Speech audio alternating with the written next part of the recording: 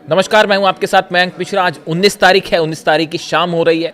देखिए, एक नई तस्वीर सोशल मीडिया पे ट्रेंड कर रही है। आपने देखा होगा, कल से डोनाल्ड ट्रंप ने किम जोंग उन के साथ एक तस्वीर शेयर की और बताया जा रहा है कि अब डोनाल्ड ट्रंप जो हैं वो किम जोंग से इस साल के अंत के पहले ही मुलाकात करना चाहते हैं, बात करना चाहते हैं। ऐसे संदेश जो है वो नॉर्थ कोरिया तक पहुंचा दिए गए हैं इशारों इशारों में।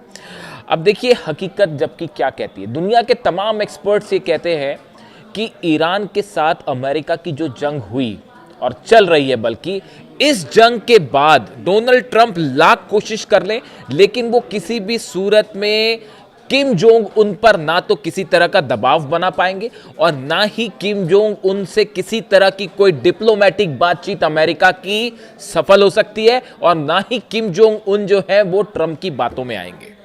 अब ये बात क्यों कही जा रही है? देखिए, आप अगर चीज़ों को एनालाइज करें पिछले कुछ वक्त में, खास तौर पर ईरान के साथ जो जंग हुई, आप देखें ईरान और नॉर्थ कोरिया, ये दो देश ऐसे हैं जिन्होंने पिछले चंद सालों के अंदर अमेरिका को झुकने पर मजबूर कर दिया है। आप देखिए, ईरान के साथ ये जंग हुई, नतीजा क्या है? ईरान के सारे बेसिस तबाह हैं। ईरान की एक जो रेपुटेशन थी खास तौर पर अरब देशों के सामने, वो तार तार हो चुकी है। ये बात साफ है, अरब देश अब ये बात मानते हैं कि अमेरिका हमारी रक्षा नहीं कर सकता। अमेरिका की नेवी का मानसिक स्तर देखिए, मनोबल देखिए, वो पूरी तरह से टूट चुका है।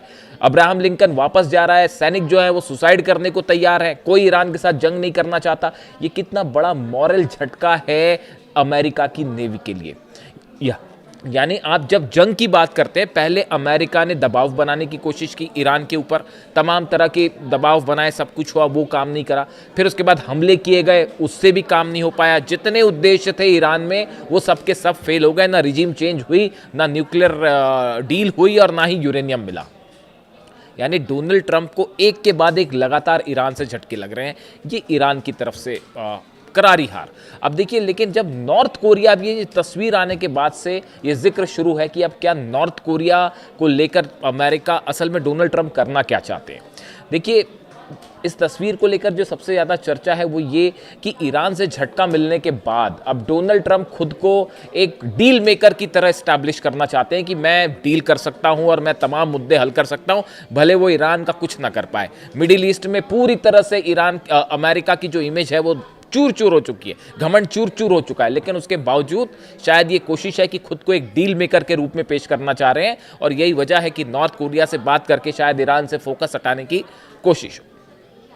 आप देखें, पिछले 5-6 सालों में कैसे नॉर्थ कोरिया ने अमेरिका के ऊपर बड़ी लीड बना ली है। अगर हम बात करें 2019 की, जब हैनोई में, अगर आपको याद होगा, हैनोई में ट्रंप और किम जोंग उन की मुलाकात हुई थी, वो बिना किसी नतीजे के खत्म हो गई थी। तब उत्तर कोरिया पर पाबंदियों से छूट पाने का काफ़ी दबाव था। जो सैंक्शंस लगे हुए थे नॉर्थ कोरिया के ऊपर, वो अब भी जारी हैं, लेकिन उनसे छूट पाने के लिए नॉर्थ कोरिया की कोशिश थी, शायद इसीलिए किम जोंग उन मिलने के लिए तैयार भी हो गए थे ट्रंप से। लेकिन पिछले 5-6 सालों ने किम ने अपनी स्ट्रैटेजी में तेजी से बदलाव किया। इंटरकॉन्टिनेंटल बैलिस्टिक मिसाइल हो, न्यूक्लियर जो हथियार थे उनकी संख्या बढ़ाई, यानी तेजी के साथ अपने सैन्य विभाग को, डिफेंस को, आईसीबीएम को, न्यूक्लियर जितने हथियार है बताया जा रहा है वो तेजी से और बनाए जा रहे हैं। यानी अपने डिफेंस को इतना मजबूत कर लिया किम जोंग उन ने कि एक न्यूक्लियर डिटरेंस हासिल कर लिया। कई लोग ये बात कहते हैं कि अगर ये न्यूक्लियर डिटरेंस ईरान ने हासिल कर लिया होता तो अमेरिका उस पर हमला करने की हिम्मत नहीं कर पाता। और आज देखिए, नॉर्थ कोरिया, अमेरिका ना तो बातचीत करके कुछ हासिल कर पा रहा है, ना किसी तरह का मिलिट्री एक्शन कर पा रहा है नॉर्थ कोरिया पे, और नॉर्थ कोरिया अपनी पॉलिसी को तेजी से आगे बढ़ा रहा है। यानी न्यूक्लियर डिटरेंस और हथियारों के खासतौर पर आईसीबीएम और न्यूक्लियर मैटर में जो डिटरेंस नॉर्थ कोरिया ने, किम जोंग उन ने बनाया, वो पूरी तरह से सफल रहा है अमेरिका के खिलाफ। बात नंबर 1। बात नंबर 2, रूस और यूक्रेन की जो जंग हुई, इस जंग में किम जोंग उन ने अपने जो है हथियार भेजे, पुतिन की मदद के लिए मिसाइल्स भेजी, ड्रोन्स भेजे, यहाँ तक कि सैनिक भी भेजे गए, नॉर्थ कोरिया की फोर्सेस भी गई जो कि यूक्रेन के साथ उन्होंने जंग किया। इस जंग का अनुभव नॉर्थ कोरिया के लिए बेहद मददगार साबित हुआ। कौन से हथियारों से किस तरह के हमले हो रहे हैं, वो कितने एक्यूरेट हैं, कौन से मिसाइल्स जो हैं वो ज़्यादा सक्षम हैं, इसका पूरा एनालिसिस करके नॉर्थ कोरिया को इसका बहुत फायदा हुआ है। एक जंग का, सीधी जंग का एक एक्सपीरियंस हासिल किया नॉर्थ कोरिया ने कि कैसे अमेरिका या जो फोर्सेस अगेंस्ट है नॉर्थ कोरिया की, उन पर कैसे दबाव बनाया जाए और जंग में प्रैक्टिकली उन पर कैसे हमला किया जाए। यानी ये रूस और यूक्रेन जंग से नॉर्थ कोरिया को बड़ा फायदा हुआ, जिसने अमेरिका के ऊपर एक बढ़त दिला दी है नॉर्थ कोरिया की। आप देखें चीन, तीसरा जो अहम फैक्टर है वो चीन के साथ रिश्ते बेहतर। देखिए क्या हुआ पिछले कुछ वक्त में, जब नॉर्थ कोरिया एक ऐसे फेज में था जब न्यूक्लियर टेस्ट हो रहे थे, आईसीबीएम्स टेस्ट कर रहा था, तो उस समय चीन के साथ भी नॉर्थ कोरिया के संबंध बहुत अच्छे नहीं थे। मतलब संबंध ठीक थे लेकिन इतनी घनिष्ठता नहीं थी। लेकिन जब कुछ वक्त बाद जब न्यूक्लियर डिटरेंस, न्यूक्लियर टेस्ट रुक गए नॉर्थ कोरिया के, और खासकर ये हालात बने कि ईरान के साथ जंग शुरू हो गई अमेरिका की, तब चीन ने भी ये बात महसूस की कि नॉर्थ कोरिया पूरे इलाके में एक उसका मददगार और सहयोगी साबित हो सकता है। अगर किसी तरह का कोई कल को ताइवान को लेकर कोई जंग होती है या अमेरिका के साथ समंदर में किसी तरह का टेंशन होता है या जापान के साथ कोई सिचुएशन बनती है चीन की, तो ऐसे हालात में नॉर्थ कोरिया एक बड़ा मददगार साबित हो सकता है चीन का। इस लिहाज से चीन और नॉर्थ कोरिया के संबंध पिछले 5-6 सालों में तेजी के साथ आगे बढ़े हैं और मिलिट्री कोऑपरेशन भी दोनों के बीच में तेजी से बढ़ा है। इस भूमिका ने नॉर्थ कोरिया को पूरे रीजन में मजबूती प्रदान की है, मजबूत कर दिया है। ये बेहद अहम डेवलपमेंट है स्ट्रैटेजी के हिसाब से। ये तीसरा मुद्दा है जिसके कारण ये माना जा रहा है कि डोनाल्ड ट्रंप लाख कोशिश कर ले, वो नॉर्थ कोरिया से अपना जो लक्ष्य हासिल करना चाहते हैं वो कभी नहीं कर पाएंगे। चौथी बात देखिए, तमाम सैंक्शंस लगे नॉर्थ कोरिया के ऊपर, ये ईरान के साथ भी। इसके लिए बताया जाता है कि ईरान और नॉर्थ कोरिया के बीच में एक बड़ी बैठक भी हुई जिसमें ये चर्चा हुई कि अमेरिका के जो सैंक्शंस लगे हैं उसके बावजूद अर्थव्यवस्था को कैसे आगे बढ़ाया जाए। इसको लेकर एक बड़ी प्लानिंग तैयार हुई नॉर्थ कोरिया के बीच में, ईरान के बीच में। आप देखिए ईरान पर कई सालों से प्रतिबंध लगे हैं, ऐसी हार नॉर्थ कोरिया को भी का भी है। लेकिन पहले वहाँ की अर्थव्यवस्था लड़खड़ाई, लेकिन धीरे धीरे नॉर्थ कोरिया और ईरान दोनों इस पोजीशन में है कि वो अपनी अर्थव्यवस्था को चला पा रहे हैं। देखिए मुश्किल तो है ही, आज ग्लोबलाइजेशन का ज़माना है और अगर कोई देश पर अगर बैन लग जाते हैं और इतने सारे सैंक्शंस लगते हैं तो वहाँ की इकॉनमी को मेंटेन करना बहुत मुश्किल होता है। बट बावजूद इसके नॉर्थ कोरिया अपने इकॉनमी को न सिर्फ मेंटेन किए हुए है बल्कि वो धीरे धीरे बेहतर भी हो रही है।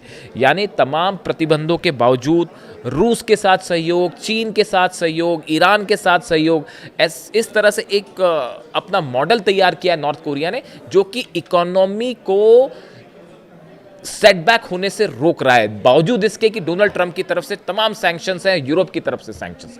यानी इकोनॉमिक फ्रंट पे भी नॉर्थ कोरिया जो है बिना दबाव के, बिना डोनाल्ड ट्रंप के दबाव के आए, तेजी से अपनी अर्थव्यवस्था को पटरी पर लाने में लगा हुआ है। चौथा पॉइंट है क्यों नॉर्थ कोरिया और किम जोंग उन ट्रंप के दबाव में नहीं आएंगे।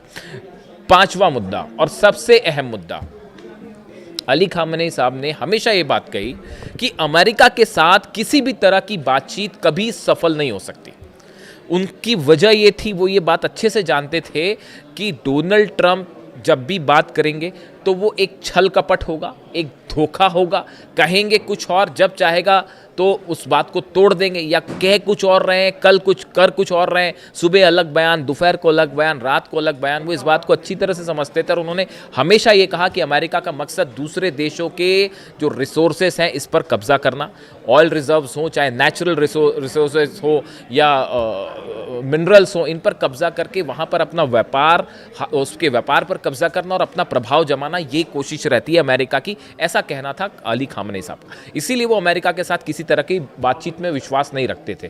अब नॉर्थ कोरिया, जिस तरह से अमेरिका ने तमाम दावे किए ईरान को लेकर, पल पल ये बात कि अब बातचीत बहुत अच्छी चल रही है, फिर ये कहना कि अब बातचीत रुक गई है, अब हम हमला करेंगे, फिर ये कहना कि अब सब कुछ ठीक हो रहा है, ये ऐसा लगता है कि डोनाल्ड ट्रंप ने खुद अमेरिका की फॉरेन पॉलिसी को बड़ा नुकसान पहुंचा दिया। तमाम एक्सपर्ट्स का ये मानना है कि इससे अमेरिका की और खासतौर पर डोनाल्ड ट्रंप की एक ऐसी इमेज प्रस्तुत हुई है जब वो जो अपनी बात पर कायम नहीं रहते। ऐसे हालात में नॉर्थ कोरिया से अमेरिका कोई भी वादा करे किसी भी चीज़ को लेकर, उस पर किम जोंग उन कभी विश्वास नहीं करेंगे। ये बड़ा सबक है ईरान जंग से जो नॉर्थ कोरिया ने सीखा है। और ऐसे हालात में ईरान और नॉर्थ कोरिया के बीच बड़ा कोऑपरेशन चल रहा है। ये मैंने आपको 5 वजह बताई जो ये इस बात की ओर इशारा कर रही है कि लाख कोशिश कर ली अमेरिका ने, इजराइल ने, यूरोप ने, लेकिन ईरान ना तो ईरान को आप हरा पाए और नॉर्थ कोरिया पर तो जंग करने का सवाल ही नहीं है। यानी ईरान और नॉर्थ कोरिया की जोड़ी, ये एक साथ में रूस और चाइना भी खड़े हैं। ये हालात ऐसे हैं जो एक नए वर्ल्ड ऑर्डर की तरफ मामले को आगे बढ़ा चुके हैं। और जो ईरान ने एग्रेसिव मोड ले रखा है, उसके बाद अब ऐसा लगता है कि शायद अमेरिका के पास यहाँ से या तो जंग करे तो उसमें भी हालात बिगड़ जाएंगे। इकोनॉमिक सैंक्शंस कितने समय तक काम करेंगे, अभी तक तो कोई असर है नहीं उसका, और ईरान ऑल आउट जंग के लिए तैयार है।